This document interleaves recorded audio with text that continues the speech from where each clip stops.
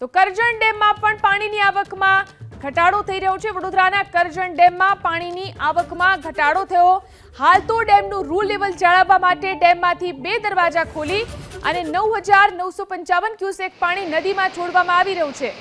બુધવારે પાણીની આવક થતા 4 દરવાજા ખોલવામાં આવ્યા હતા।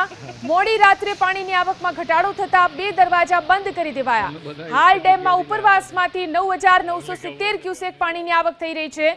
કરજણ ડેમની મહત્તમ સપાટી 116.11 મીટર છે, જ્યારે હાલ ડેમની જળ સપાટી 106.54 મીટર પર પહોંચી છે।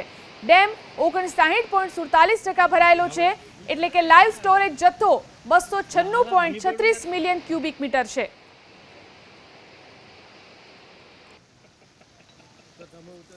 તો આ તરફ આણંદના બોરસદમાં વરસાદી કહેર વચ્ચે એકનું મોત નીપજ્યું છે। શહેરના પાંચવડ વિસ્તારમાં પાણીમાંથી એક વ્યક્તિનો મૃતદેહ બહાર કાઢવામાં આવ્યો।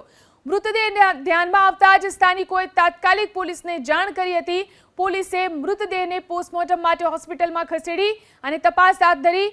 પોલીસની પ્રાથમિક તપાસમાં મૃતક વ્યક્તિ બોરસદનો અશોક પરમાર હોવાનું સામે આવતા પરિવારજનોને જાણ કરવામાં આવી છે। તો આણંદના બોરસદની અંદર વરસાદના કહેર વચ્ચે એક વ્યક્તિનું મોત નીપજ્યું છે। એક વ્યક્તિનો મૃતદેહ મળી આવ્યો હતો। શહેરમાં પાંચવડ વિસ્તારની અંદરથી આ મૃતદેહ મળ્યો હતો।